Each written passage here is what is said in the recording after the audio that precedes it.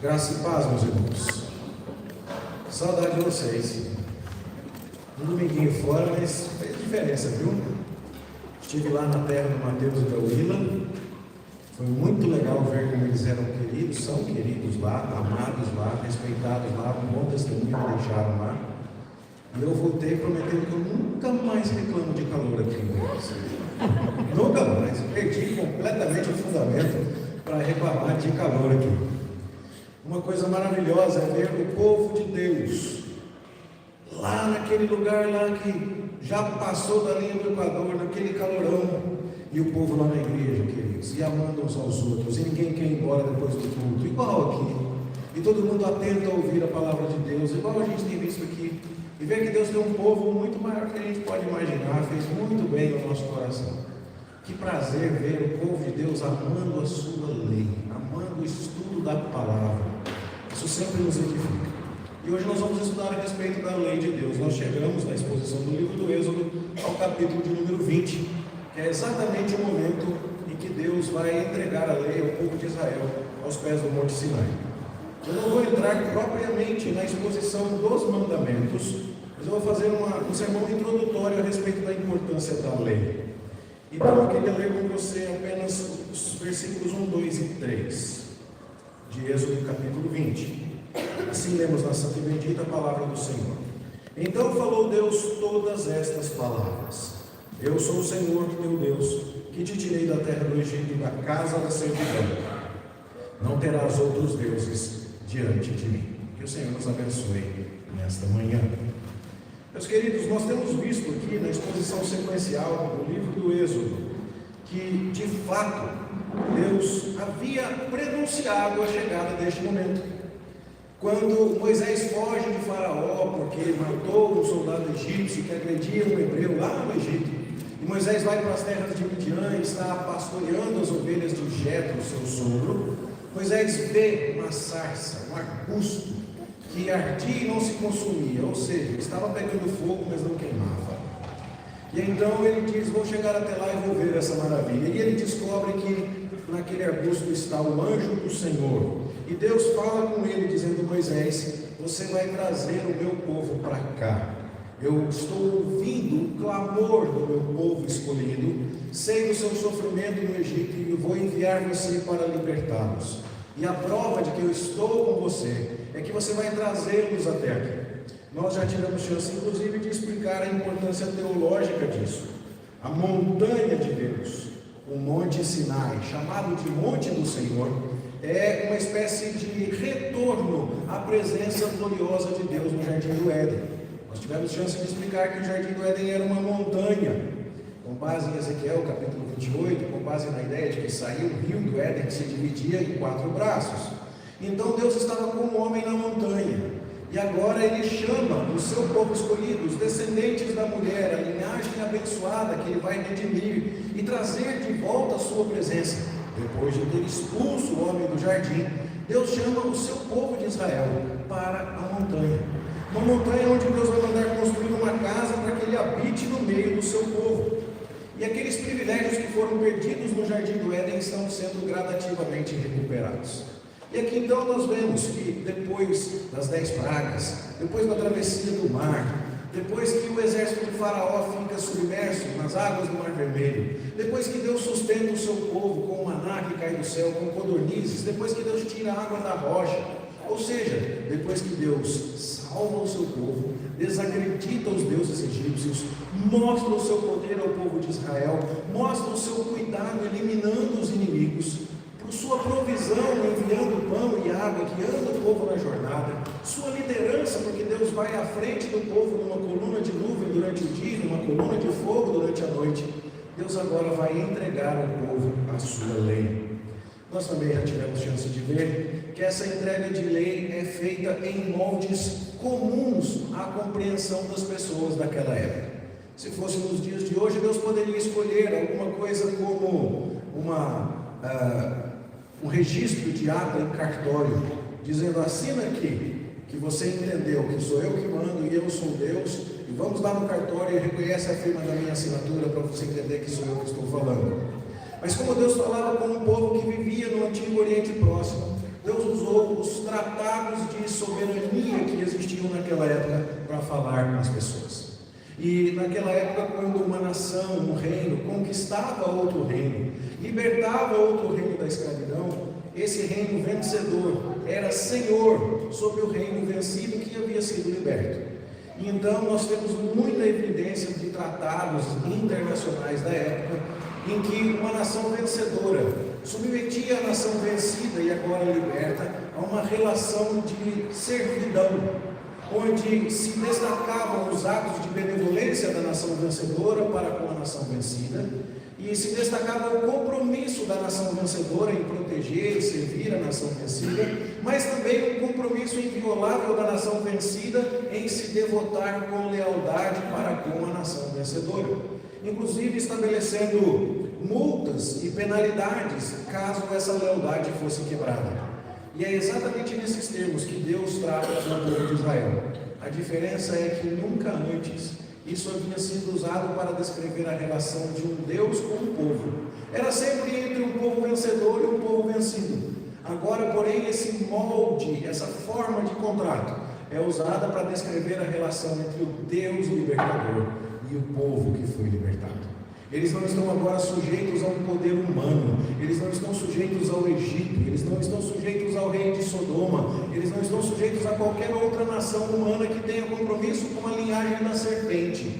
Eles estão sujeitos agora e devotos ao melhor soberano que existe, o Deus Todo-Poderoso. Então é nesses termos que Deus vai entregar a sua lei ao seu povo nos pés do Monte Sinai. E a entrega da lei começa aqui em Gênesis 20, mas ela vai se estender por pelo menos 3 capítulos aqui até o capítulo 23, e nós vamos falar um pouco mais sobre isso adiante, neste primeiro momento de formalização do contrato. Moisés e o povo todo escutam os 10 mandamentos, é Deus quem está falando lá de cima do monte, o monte troveja, há uma nuvem escura pairando sobre o monte, trovões, relâmpagos, sons de trombeta, dando ideia da gravidade, da seriedade do assunto, e então todos escutam esses 10 mandamentos. O povo literalmente entra em pânico. É o Deus soberano que está falando conosco. Moisés, a gente não aguenta ouvir tudo isso, é muito pesado. Vai você que tem intimidade com Deus e conversa com Deus lá, porque é muito sério isso. Então Moisés sobe ao monte e depois volta trazendo diversas outras leis. E então há uma festa, uma cerimônia de confirmação deste tratado. No capítulo 24 nós vamos estudar isso com mais calma. Mas as leis não param por aí. Você vai ver depois todas as leis que Deus entregará ao povo para construir o tabernáculo. E depois o livro de Levítico será todo um manual de operação do tabernáculo. Como é que um povo pecador, que foi resgatado do Egito, que foi trazido aos pés da montanha, vai agora se relacionar com Deus? Afinal de contas, eles foram expulsos do jardim do Éden porque eram pecadores. Porque a pecaminosidade do povo era incompatível com a santidade de Deus. E agora Deus nos traz a sua presença no pé de outra montanha, o Monte Sinai, mostrando a sua atitude de benevolência, de amor, de perdão para com aquele povo. Mas a convivência continua difícil, porque ainda é um povo pecador, habitando agora junto a um Deus santo. E agora há leis que devem regular essa relação. De tal forma que o que nós vamos encontrar em toda a lei de Deus, que começa a ser dada ao povo aqui no capítulo 20 do livro do Êxodo, é que nós acharemos uma lei dividida em 3 aspectos principais. E esses 3 aspectos são o primeiro dos 3 grupos de 3 do meu sermão desta manhã. Se você quisesse usar um nome chique, seria as 3 tríades da lei. Certo? Olha que legal, ficou bonito esse nome. Mas se você quiser deixar um nome mais simples, vamos estudar a lei a partir de 3 grupos de 3. Primeiro grupo de 3 é que a lei de Deus, ela é dividida em 3 partes para propósitos didáticos.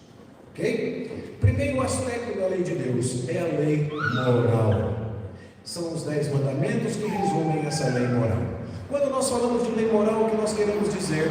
Nós queremos dizer aquela lei que espelha a vontade de Deus para todas as pessoas em todas as épocas. A lei moral se refere ao nosso comportamento, à nossa conduta diante de Deus e em relação aos demais homens. A lei moral, como nós vamos ter ainda a chance de ver, ela é dividida em duas partes. Os primeiros 4 mandamentos regulam a nossa relação com Deus. Não ter outros deuses diante dele, não ter imagens de escultura e então guardar o dia do sábado e santificar o seu nome, não tomá-lo em vão. Os outros 6 mandamentos se relacionam à nossa conduta e o nosso relacionamento para com o próximo. Não matar, não roubar, não adulterar, não falar falso testemunho e assim vai. Então, a lei moral regula nosso relacionamento com Deus e com o nosso semelhante. Ela foi escrita por Deus, com o dedo de Deus, em tábuas de pedra, na frente e no verso. E isso é curioso, porque quando Deus escreveu com o dedo dele, quer dizer que ele não deixou espaço para que esse fosse um documento redigido a 4 mãos. Não foi alguma coisa discutida, que o povo falou: Deus, que tal se a gente fizesse assim e o Senhor fizesse assim? Não, não foi desse jeito.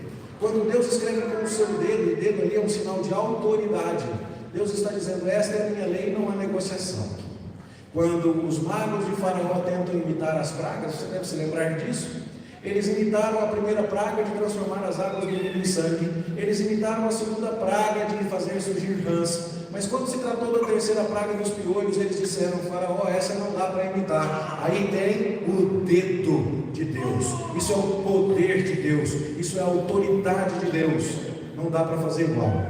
E quando é o dedo de Deus que escreve a lei, é porque, para ficar bem claro, manda quem pode e obedece a quem tem juízo. É o Deus soberano que está mandando com o seu dedo dirigindo a sua lei. Ele escreve em tábuas de pedra.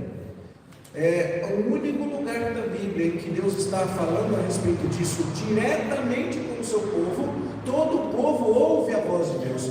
Pode vasculhar a sua Bíblia. Algumas pessoas tiveram visões de Deus, outras ouviram Deus de alguma forma que não nos foi explicitado, se foi em voz audível, se foi no interior da sua consciência, mas em nenhum outro lugar da Bíblia Deus falou de tal forma que todo o seu povo ouvisse nos tempos do Antigo Testamento. Ele falou isso a respeito de Jesus, no batismo do Senhor Jesus, mas nós já estamos em outra época. Para entregar a sua lei moral, que vale para todas as épocas e tempos, Deus fala do alto do Monte Sinai. Ele escreve essa lei com o seu dedo, ele fala e todos são capazes de ouvir.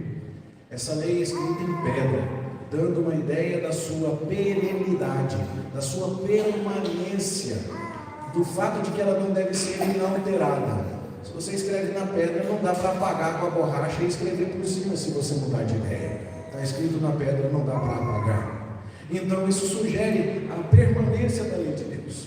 E por fim, essa tábua é escrita dos dois lados, frente e verso, dando a ideia que não ficou nenhum espaço para você colocar o mandamento de número 11 ali ou inventar qualquer outra coisa. Trata-se de um número que nós conhecemos muito bem como um número acabado, afinal temos 10 dedos em nossas mãos.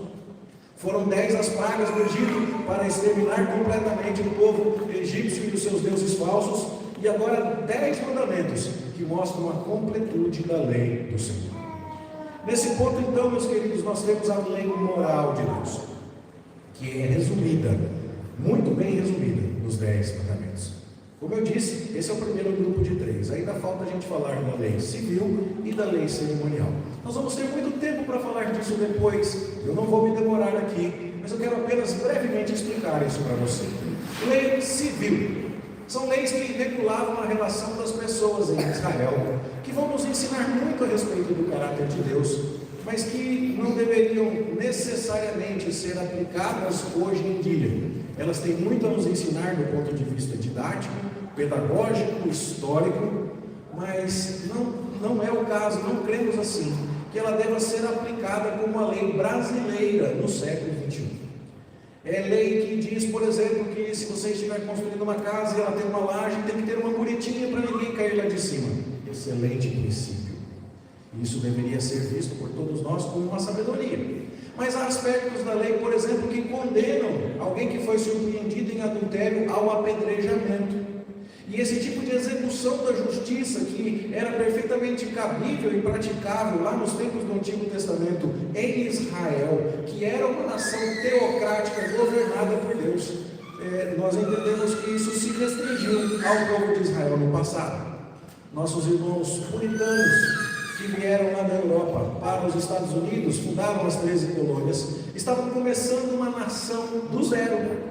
E agora, do outro lado do Atlântico, se perguntavam que tipo de leis deveriam aplicar ali naquela nova nação, nas colônias. E muitos deles com excelentes intenções. Nossos ancestrais na fé reformada foram as leis civis do Antigo Testamento em busca de parâmetros para isso. E exageraram. E nós precisamos entender aqui a seriedade das suas intenções, a piedade dos seus desejos, mas nós precisamos entender que essa lei civil, apesar de ter muito o que nos ensinar, não deve obrigar a nossa consciência. Nosso papel nas eleições agora de outubro de 2024 não é colocar na Câmara dos Vereadores, na Prefeitura ou em qualquer outro lugar alguém que vá fazer o Antigo Testamento se tornar a Constituição do Estado de Goiás. Pois, por último, nós temos a questão da lei cerimonial, que se refere aos sacrifícios, que se refere às festas judaicas, que se refere às leis da dieta, do calendário religioso, leis que preparavam o povo para entender o Messias quando ele viesse. Do mesmo jeito que os judeus entenderam que Jesus Cristo era o Cordeiro que tira o pecado do mundo, porque se lembravam da Páscoa, onde o Cordeiro foi morto e o seu sangue foi passado na porta, para proteger os habitantes daquela casa da justiça do anjo vingador. Assim também, outras cerimônias preparavam o povo para entender Cristo e o seu sacrifício.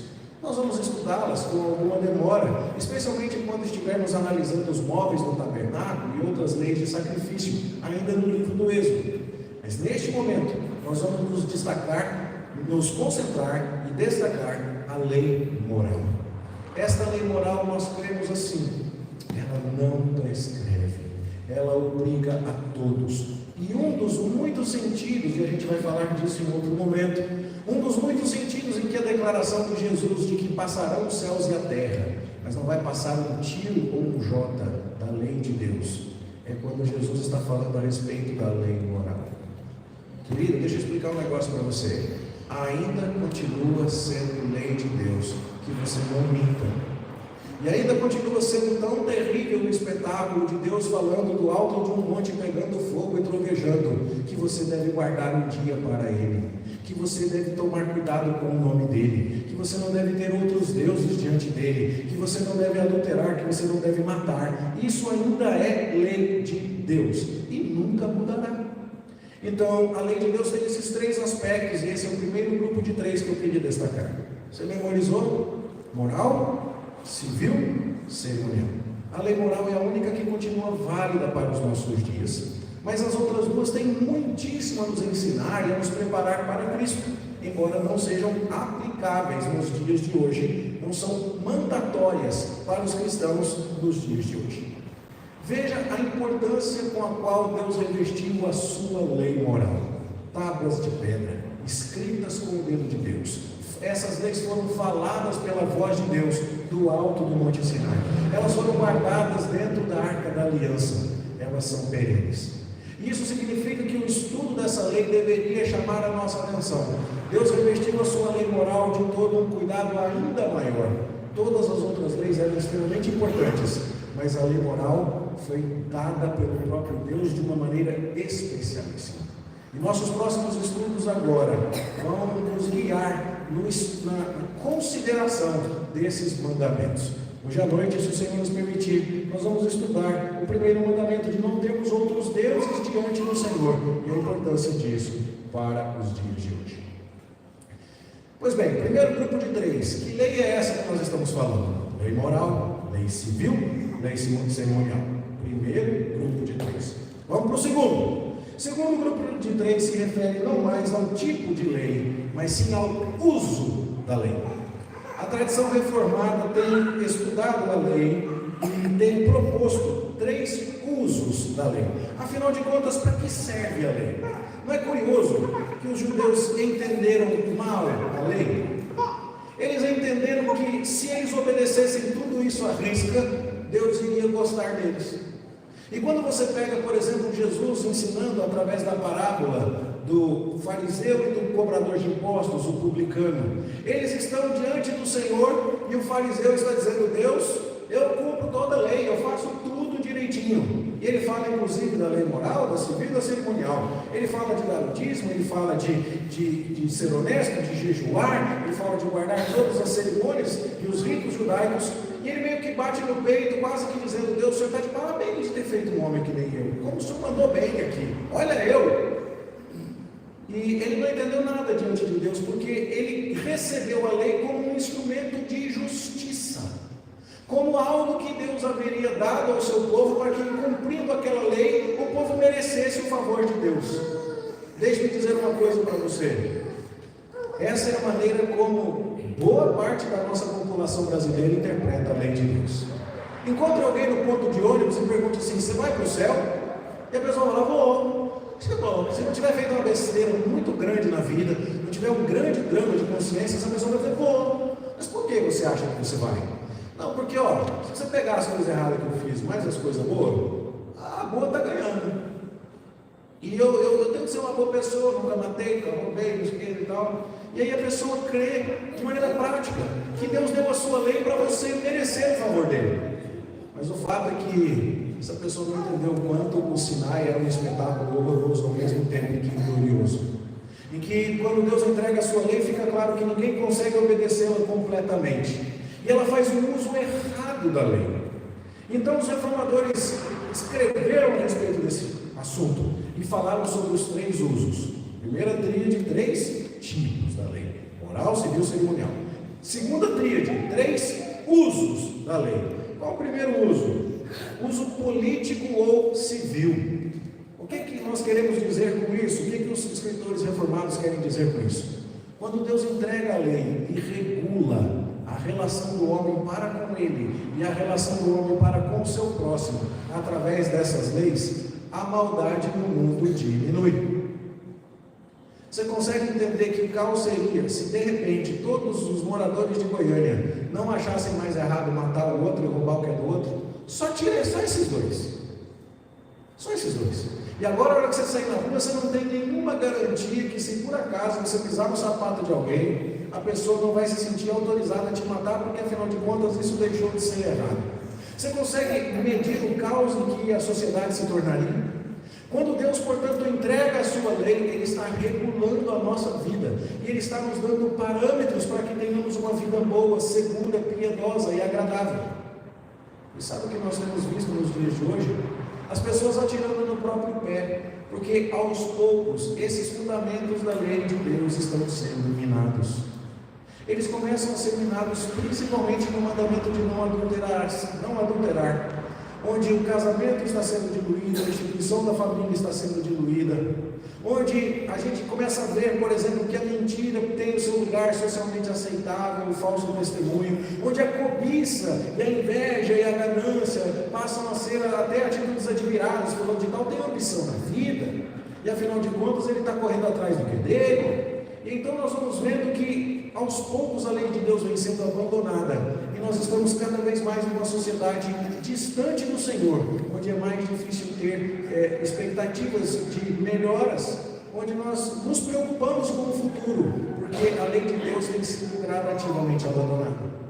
O primeiro uso da lei de Deus, portanto, é esse uso político ou civil, em que Deus contém a maldade no mundo entregando a sua lei, onde Deus é bondoso, mostrando para nós como é que viveremos de maneira boa, sensata, justa e piedosa, através do uso da sua lei.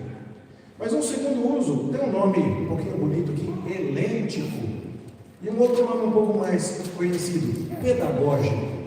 Qual seria o uso pedagógico da lei? O uso pedagógico da lei é quando você está olhando para a lei de Deus e de repente você diz: isso aí eu já errei. Esse mandamento eu já descumpri. E o apóstolo Paulo coloca as coisas de maneira muito interessante quando ele nos diz assim: se tivesse só o lado externo da lei, pode ser até que eu me julgasse adequado. Nunca matei, nunca roubei e tudo mais. Mas quando fala do lado interno da lei, com o mandamento de não cobiçar, Deus está trazendo a lei para o lado de dentro do seu coração. Coisa que Jesus explica e aplica com maestria no Sermão do Monte, dizendo que quem olha para a mulher com intenção impura já adulterou, quem odeia o seu irmão já assassinou. E aí então você percebe que a lei te condena. E quando a lei te condena, Ela faz você desistir de chegar até Deus mostrando o seu currículo e o seu mérito. Você que ia chegar para Deus dizendo assim: olha Deus, pode me levar para o céu porque eu nunca matei nem roubei e tal. Quando você encontra a lei de Deus escrutinando você, examinando você, você diz assim: melhor não, deixa eu quieto aqui. Mas se eu não posso aparecer diante de Deus mostrando os meus méritos, se a lei foi pedagógica e me ensinou a não me atrever a ir até Deus baseado nos meus méritos, o que é que eu faço agora? E a resposta é: a lei também te diz, corre para Jesus, vai até Ele cumpriu a lei verdadeira, Ele sabe te dizer o que fazer. E Jesus está chamando você, dizendo: vem a mim, e Ele vai salvar você desta condenação que a lei te traz. E aí, então, quando você se apresenta e diz: Jesus, socorro, eu não cumpri a lei, e Jesus vai te dizer: calma, eu cumpri, eu posso te socorrer. Eu sei que você merece castigo porque não cumpriu a lei, mas calma, troca de lugar comigo. Pegue o meu mérito para você e receba a minha justiça sobre você. E as minhas virtudes agora são tuas, e o teu pecado agora eu vou carregar. Essa troca de papéis, uma troca judicial. Jesus Cristo não se tornou pecador, mas Ele foi tratado como tal. E nós não nos tornamos perfeitos, mas estamos sendo tratados por Deus como tais. Então agora Deus troca de lugar. Jesus e nós, na presença de Deus, somos trocados de lugar. E Deus agora nos recebe por causa da perfeição de Jesus. E Deus castiga Jesus por causa da nossa imperfeição. Essa é a boa notícia da lei. E essa é a diferença de uma igreja genuinamente evangélica de uma igreja legalista. Alguém que vai para o céu não é essa pessoa que você encontra no ponto de ônibus e ela te diz: eu fiz mais coisas certas do que erradas, Deus precisa me aceitar. Eu acho que no final das contas, quando eu for pesado na balança de Deus, saldo positivo, não vai ser um grande saldo, mas já dá para entrar no céu. Não, essa não é a resposta. A resposta é: a lei me condenou. A lei me mostrou que eu era pecador, e ela me empurrou para Cristo, aquele que cumpriu perfeitamente toda a lei. E Ele fez isso não apenas cumprindo a lei moral, não. Ele cumpriu a lei civil, pagando imposto a César, pagando o imposto do templo. Ele cumpriu a lei cerimonial, frequentando as festas religiosas, indo à Páscoa em Jerusalém na sua época. Ele cumpriu absolutamente, perfeitamente tudo. E então Ele se apresenta diante de Deus com sua justiça e troca de lugar conosco. Até agora, na segunda tríade, eu falei do uso político ou civil da lei, regulando a vida no mundo, e do uso pedagógico ou helêntico da lei, mostrando que somos pecadores e nos empurrando para Cristo. Por último, eu quero falar do sentido didático ou normativo da lei, que é o quê? Então Jesus trocou de lugar comigo, certo? Sim. Então agora a justiça que Deus considera que eu tenho é a justiça da obediência de Cristo, certo? Verdade. Então Deus não vai me punir porque Ele já puniu Cristo, correto? Correto. Então pode meter o pé na jaca e abrir o dedo, certo? Não. Então posso fazer o que eu quiser? Claro que não. Porque Jesus não morreu por você para você pecar mais. Jesus morreu por você para trazer você para perto de Deus outra vez. E quem vem para perto de Deus quer viver o padrão da lei de Deus. E a maior evidência de que Jesus trocou de lugar com você de verdade lá na cruz é que agora o pecado não é mais saboroso para você. Você ainda peca, mas você fica triste quando você descobre isso. E talvez, se você encontre prazer no pecado por algum tempinho, logo logo o Espírito Santo acusa a sua consciência. E você percebe agora que esse não é mais o caminho da vida. Não foi para isso que Deus deu a lei. Deus mostrou com a lei: você é imperfeito. Deus mostrou com a lei: corre para conversar com meu filho, ele vai te ajudar. E agora esse filho devolve você para a lei, dizendo: calma, eu já resolvi o problema, já obedeci por você, já sofri o castigo por você. E agora, mestre, o que eu faço? Volte-se para a lei e cumpra a lei em obediência a Deus. Só que esse novo cumprimento da lei é muito diferente do cumprimento anterior. No cumprimento anterior, as pessoas chegavam até Deus dizendo: Deus, olha o meu currículo, olha como eu fiz bem, olha como eu obedeci a lei, olha como eu mereço ir para o céu. E se elas fizerem assim, elas vão dar com a cara na porta, porque ninguém cumpre direito a lei de Deus. Mas alguém que entendeu o papel da lei vai chegar e dizer: Deus, tua lei me condenou, eu sou indigno, e eu corri para Cristo, o único que é digno. E Ele me socorreu, e Ele morreu por mim, e Ele me imputou a sua justiça, e agora o Senhor me considera santo, e como santo que eu agora sou, eu vou viver nesta lei, ela será o meu prazer, ela será a minha alegria. Não foi isso que nós cantamos? O homem tem o seu prazer na lei do Senhor, na sua lei ele medita dia e de noite, ele a deseja, porque ele sabe que a lei do Senhor restaura a alma, que ela é mais desejável do que o ouro depurado. O crente de verdade não fica sentindo, dizendo assim: esse Deus aí, com esse tanto de norma para a minha vida, quem que ele pensa que é, para ficar acabando com a minha felicidade? Não, o crente de verdade diz assim: eu mereci o inferno, eu deveria estar condenado, porque eu ousei desobedecer o santo e justo Deus. Mas a lei que me condenou me enviou para o Cristo que me salvou, e o Cristo que me salvou me devolveu para a lei que me santifica. E agora eu me aproximo da lei não como alguém que tem um fardo pesado sobre si, ou eu obedeço isso ou eu vou para o inferno. Foi esse o grande drama de Martinho Lutero.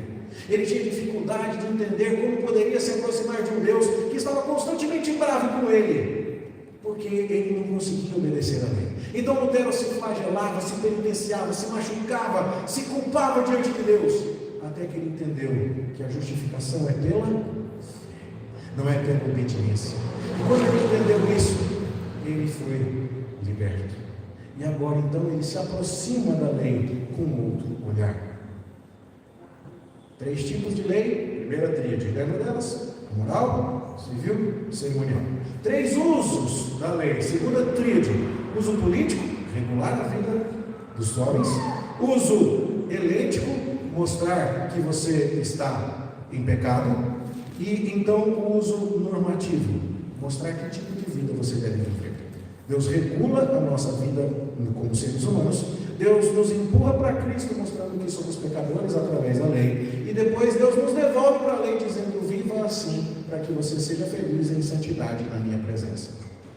Mas quais são os fundamentos disso? Primeiro eu falei dos 3 tipos, primeira tríade. Depois eu falei dos 3 usos, segunda tríade. E agora eu quero falar dos 3 fundamentos desta lei. E esses 3 fundamentos estão no texto de Êxodo, capítulo 20. E a gente vai lembrar aqui bem rapidamente como é que um soberano se aproximava do seu reino conquistado. Ele enfatizava atos passados de benevolência. Eu sou o rei do Egito que libertei você da escravidão dos hititas. E agora você, povo arameu, será meu servo. E como eu te abençoei, vocês vão ter um relacionamento especial comigo. No cabeçalho dos 10 mandamentos, existe todo esse prólogo histórico. Então falou Deus todas estas palavras: eu sou o Senhor, teu Deus, que te tirei da terra do Egito, da casa da servidão. Pronto, já estão identificadas com RG, CPF, endereço completo, as 2 partes desse contrato. Quem é o Senhor? Então, a primeira pergunta que temos aqui é exatamente: quem é o Senhor? Quem é esse Deus cujo caráter é santo e absoluto? É o eu sou. Eu sou foram as palavras que Deus usou para falar com Moisés. Moisés pergunta: Senhor, quem eu direi que tu és? E Deus responde: eu sou o que sou. E agora Deus está falando: eu sou o Senhor Yahvé. Esse é o meu nome que eu revelei a Moisés lá no Monte Sinai quando o chamei. E a primeira questão, portanto, é: a lei de Deus se fundamenta no caráter de Deus. Quando você lê os mandamentos do Senhor, o que você percebe aqui? Pureza, santidade, glória, sabedoria, perfeição. É curioso isso. Todos nós imprimimos alguma coisa do nosso caráter nas coisas que nós fazemos. É muito fácil, em algumas casas, saber se foi o filho número 1 ou o filho número 2 que lavou a louça. Saber se foi o marido ou a esposa que varreu a cozinha. Você está rindo, você sabe que é assim, não é? De quem é esse caderno? De quem será esse quarto que está tudo bagunçado com o sapato para fora? A filha número 2 ia ter um chilique com um negócio desse. Ela deixa tudo guardadinho. A filha número 3 não liga. É assim, nós somos diferentes. E quando você então olha para a lei de Deus, o que você conclui a respeito de Deus? O que existe nessa lei? Existe um reflexo do caráter de Deus. Quando Deus está dizendo, vocês serão santos porque eu sou santo, e vocês vão andar nas minhas leis perfeitas porque eu sou um Deus perfeito, e você não terá outro Deus diante de mim porque eu sou o Senhor. Deus está dizendo, a minha lei se fundamenta no meu caráter. E isso é importante, meus queridos irmãos, porque nós temos perdido isso de vista. Conversei com alguns de vocês semana passada, que falavam a respeito do último sermão que trouxemos em Êxodo capítulo 19, onde Deus chega e o Sinai treme, e uma nuvem escura pousa sobre o monte, e a trombeta soa, e é Deus falando ali em juízo e autoridade. E nós muitas vezes nos aproximamos de Deus como quem fala como um igual. E nós muitas vezes tratamos Deus como um Papai Noel bonzinho. Como o Silvio Santos que está perguntando, quem quer dinheiro? Quem quer bênção? E você vem até o culto e bate um pouquinho de palma, canta um pouquinho de música, se entretém um pouquinho e vai embora porque Deus atendeu a sua necessidade. Não! Esse Deus é soberano. Esse Deus é absoluto. E ai de nós se não cumprirmos a sua lei. Então nós precisamos meditar muito no caráter de Deus e entender, nós não estamos tratando com alguém igual, Deus não é o nosso companheiro. E apesar de os pronomes na língua portuguesa serem um pouco traiçoeiros, e tu, segunda pessoa do singular, ser também uma maneira equivalente de falar em você, porque você é com quem se fala, e tu também é com quem se fala, mas você se conjuga como ele, a terceira pessoa. Não vamos entrar na gramática aqui. Eu tenho muita dificuldade de chamar Deus de você. Ele não é meu igual, ele é Deus, ele é soberano. E nós precisamos entender esse tipo de coisa na maneira como nós nos relacionamos com o Senhor. Deus deu a sua lei para ser obedecida, não é para ser questionada, não. Está escrito na palavra de Deus, acabou, irmão, obedece e não pergunta mais, porque é a melhor coisa que você pode fazer. Essa lei foi dada para regular a nossa vida, o uso político da lei. Essa lei é a vontade de Deus para todas as épocas, a lei moral do Senhor. E ela é fundamentada no caráter de Deus, em quem Deus é. Ele é o eu sou, ele é o autoexistente, ele é o Criador, ele é o soberano do universo. E nós precisamos lembrar dessas coisas. Então a lei se fundamenta no caráter de Deus. Mas não é só isso. Esse Deus soberano que fez todas as coisas, que é totalmente transcendente, como vimos no último sermão em Êxodo 19, ele também é um Deus imanente, ele se relaciona conosco. Sabe aquela coisa que você se sente assim, privilegiado? Vai que você conseguiu ir até a Inglaterra e a rainha da Inglaterra, ou o rei da Inglaterra, foi lá e apertou a sua mão. Você fala, não vou nem lavar mais essa mão aqui, porque o rei da Inglaterra apertou minha mão. Onde já se viu uma pessoa de tamanha autoridade, de tamanha importância, ir até mim e querer estender a mão para mim? Eu fui privilegiado. Mas esse Deus glorioso, santo e absoluto, tem um relacionamento com você. E ele fala assim, eu sou o Senhor, teu Deus. Eu sei quem você é, eu sei o seu nome, e eu quero um relacionamento com você. Você vai ser o meu povo e eu serei o teu Deus. Alguns se impressionam com o fato de que Deus está falando com todo o povo de Israel, e ele usa um pronome no singular. Ele não diz assim, eu sou o Senhor vosso Deus, de todos vocês. Mas ele diz assim, eu sou o Senhor teu Deus. Sim, é possível que Deus estivesse pensando no povo de Israel. Então, Israel, eu sou o teu Deus. Mas é igualmente possível e cabível aqui, e o restante das Escrituras nos autoriza a entender assim. Deus quer um relacionamento pessoal e particular com você. E o Deus que habita no alto e sublime trono também se inclina para ouvir o necessitado. Esse Deus imanente, transcendente, também é um Deus imanente. Esse Deus glorioso e absoluto também tem uma relação com você. E como essa relação se desenvolve? Através da lei. Como é que as pessoas sabem que eu sou casado? Não é só pelo fato de que eu carrego uma aliança aqui na mão esquerda. É pelo fato de que eu tenho muitas condutas que eu não assumo. Então, se eu estiver andando pela rua e passar uma moça com um vestido diferente, eu não vou chegar para a moça e falar, olha só, hein, parabéns, ou qualquer outra gracinha desse tipo, porque eu tenho um relacionamento com a minha esposa, e eu a amo e eu faço isso por ela, eu me guardo para ela. E o crente que tem esse relacionamento com o Senhor, que é o seu Deus, ele se contenta e se alegra em expressar esse relacionamento com Deus através da obediência aos mandamentos. Meus queridos, esse é um dos piores problemas do Brasil no momento, porque o Brasil está se tornando cada vez mais um país dito evangélico, e algumas perspectivas dizem que por volta de 2040 nós seremos maioria evangélica no país. E sabe o que é assustador? A moralidade continua uma porcaria. Então todo mundo está falando que conhece Deus, todo mundo fala que sabe quem Deus é, e ninguém se relaciona com esse Deus. Mas pastor, quem é você para julgar a minha relação com Deus? É simples. Quem se relaciona com Deus vai fazer o que Deus disse. Se eu sou o teu Deus, obedece a minha lei moral. E essa é uma pergunta importante. Dá para saber que você é de Deus a partir do seu comportamento em relação a esta lei? E eu não estou dizendo que você a viva de maneira perfeita, porque nenhum de nós pode fazer isso. Mas olhando para você, dá para dizer que você é crente? Dá para dizer que você é de Deus? Porque isso é fundamental. Nós cumprimos a lei de Deus porque ela é do Deus absoluto, mas ela é do Deus que é nosso. E não só por isso, ela é do Deus que nos salvou.